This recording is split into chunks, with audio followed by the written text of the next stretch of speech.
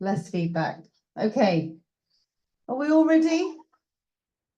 Thank you. It's been really lovely seeing everybody chatting, and it's been so buzzy, and I'm loving having all the young people, very young people around, enjoying the event as well. So, okay, back together. Chris, are we joining the Zoom? Are we joined already? Hello, Anna.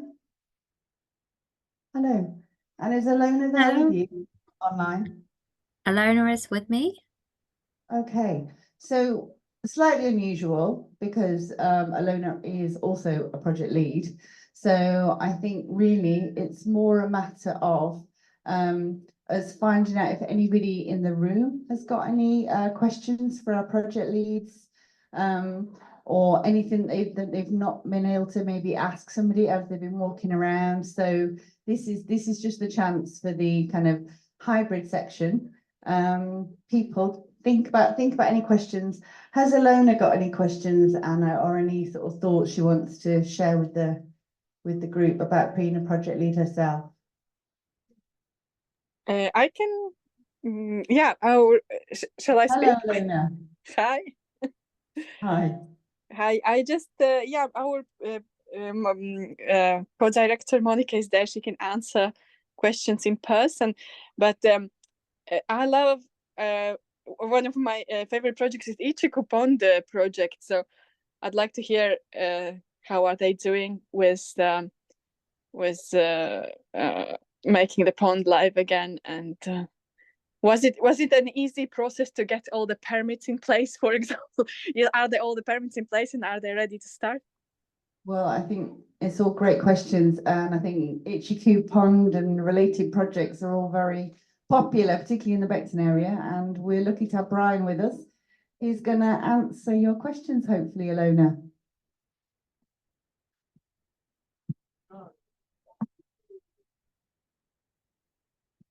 Hello? Yeah, much better. Yeah, the big thing was getting through all the additional conditions, which has taken us up till now. We've only finally organized everything in the last week or so. So we've spent an awful lot of time on bureaucracy and not very much time on working. But now with the funding, we have been able to buy a lot of equipment that we need to maintain a volunteering group and keep them busy for the day with enough equipment. So we hope to start in a 2 or 3 weeks' time with the dredging. In the meantime, we've got Jim's project with a soil budget. We have soil, we have an electric barrow, and that's going to be starting probably tomorrow. We've got about 6 tons of soil that we'd like to drop in one day. Jim, yeah, can do? Yeah. Okay, there you are. Jim says fine, we can do it. And then we have Jenny's part of the project where we have the Sunday afternoon gardening, which is really going well. We could always do with more volunteers, never enough. So Sunday afternoons at 2:30, if anybody wants to come along, including you, Ilona. Yeah, no comment. Okay, and that's about it at the moment. We're not going full steam, but we're doing well. Thank you very much. Great.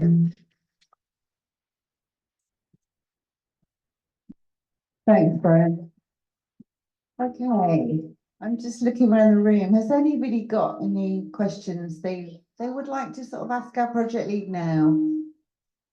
Stand further away from the speaker. Might go to the back of the room.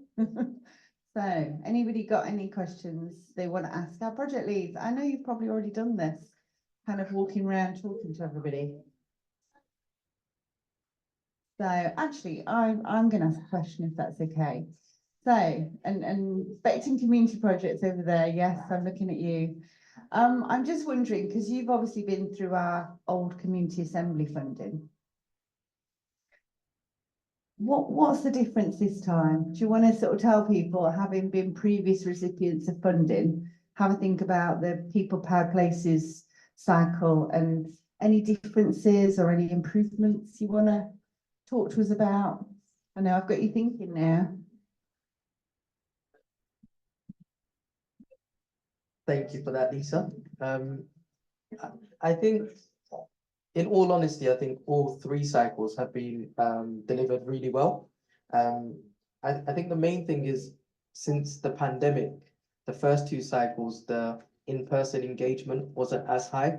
But from today's event, specifically, I think coming together has been the best part of this particular cycle, and the various different workshops and in-person events that have been hosted. So that I think that's been the most outstanding thing.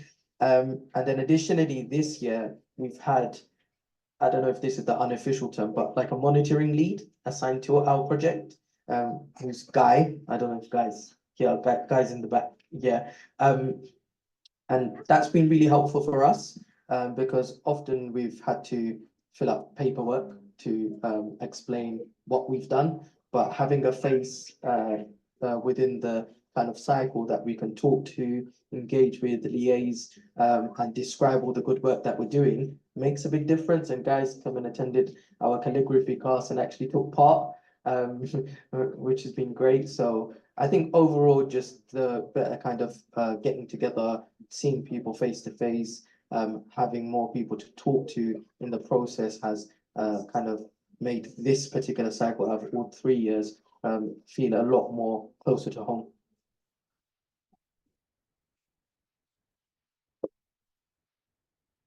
Thank you. Sorry for putting you on the spot, but that was really good feedback for me anyway, and I'm sure for other people who've been involved in previous cycles. So, Maria, have you got any questions you want to ask any of our project leads?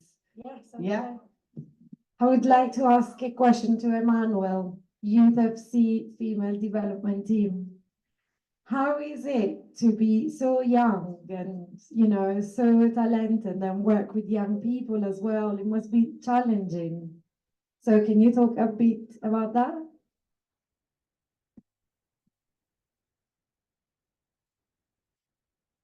To be fair, I see it as a blessing because I'm able to understand on a level that most people probably can't.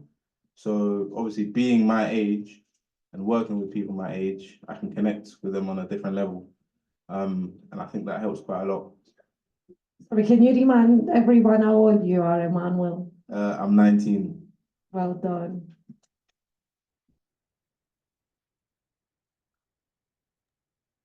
Much older than when we met you a few years ago, Emmanuel. I'm not even talking about how young you are anymore. Yeah. Lisa, I have a question, if I'm allowed to ask. Yes. I don't know who I want to aim this at, maybe generally, but when I speak to all the project leads, I know that one of the things that gets you really excited is that there are lots of other projects in the area and lots of opportunity for collaboration. And maybe Varsha, I can see you on screen, Varsha. Are there any projects that you would like to collaborate with, and what might that look like in the future? So hi, my name is Varsha. I work at the University of East London. And to be honest, I was just talking to Christopher from Art in the Dogs for a collaboration. And I've been talking to Brian if we could help their project, like getting an ecologist or somebody who could test the water in the pond for their Ichiku Power project. So yes, we have had the opportunity for collaboration. And it went through or didn't go through, it's a different conversation. But yeah, we have had the opportunity of talking to like people, similar projects, and how we can contribute to it, or if they want to collaborate with us on our gardening project, somehow if we can help each other. Yes, there has been an opportunity. And definitely, you pointed out the right thing, that there has been a lot of talk about like how we can support each other's projects. And you like consulted us during the last session, like putting everybody in a room, taking their skills on a map. But the thing was, until you really get to talk to people and know what they want, you can't really contribute. So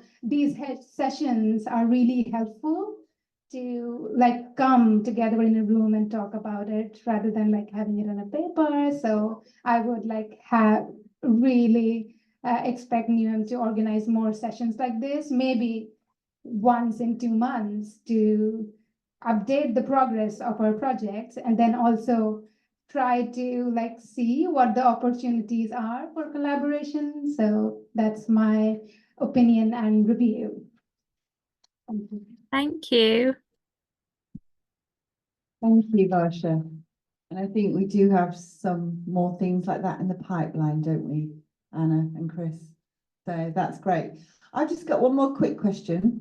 I wanted to talk to somebody who is more of a recipient of a PPP, and I wondered if I could talk to Art for Fun. So people who actually attend sessions. So would anybody be willing to tell us what it's like being part of the group?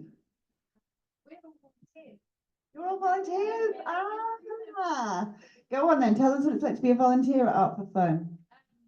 It's fantastic. I mean, it's a community group that's been in the area for a really long time. Like Sue, our program lead. I'm really sorry, but we can't hear you online. Can you put the mic closer? Yes. Is that better? Yes, thank you. Yes, I was just mentioning that Art for Fun's been running for a really long time, thanks to our program lead, Sue. And so I think as volunteers, it's really nice to just immerse ourselves in a community that's been around for a really long time. Some of the people who come to our group have been coming for 9+ years. Other people have shown up for the first time last week. I know we had someone here today who joined us for the first time last week. But it's wonderful. I think we're very lucky to be part of an arts group where you get to support people, help them get the materials they need, help them with anything that they may have questions around, support them in their art making, but also get to do some cheeky art making yourself. And part of our PPP funding this year, the workshops that we're hosting with visiting artists, we also get to partake in the food and beverages that are provided, often really delicious spreads from different cultural groups. So there's a lot of perks to being a volunteer, but also just it's lovely to be part of the group. Thanks so much, Frankie, and really good to hear the volunteers' perspective as well. So, any other questions? We've just got a little bit of wrapping up to do. The library officially closes at 8, but we're gonna sort of try and do a quick clear up job so we can let people leave at 8:30. So there's a few more minutes for networking and chatting. So can't see any hands up, so I'm going to go back and say thank you for joining us online, Ilona. Thanks for being there, Anna. Thank you. We will just finish off slides. Thank you.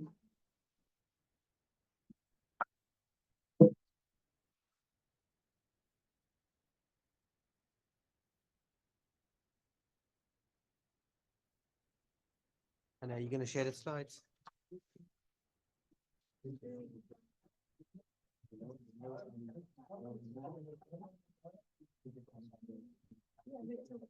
Okay, so really, as it says, it's just remarks. I nicked a few pictures from Royal Falcons who didn't actually make it today, so it's nice to see some of their activities. There's Beckton Community Projects and Art in the Docks. And if we go on to the next one, Chris.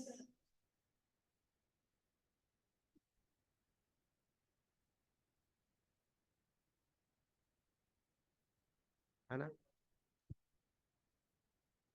Was there any more slides, Anna?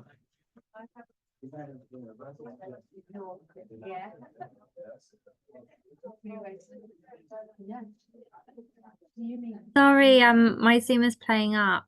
That's okay, no problem. Then we've got a couple of older flyers, but still just to show you a little bit about the Woodland Forest School, and then some HEQ community gardening and health walks, which Brian made reference to before. So I think the last slide, all there is to say now is, please, we like to always improve our events and activities. So Chris, if you can move on to the next slide, or Anna, if you're doing, we've got a QR code. Hopefully we've had people going around with iPads asking you for your feedback, and we've got paper versions as well. So trying to cover all bases.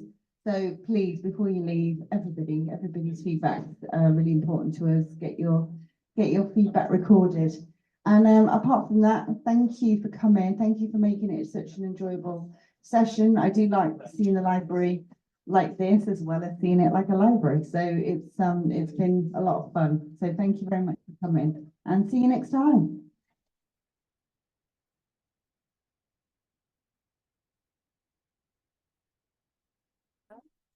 No, okay.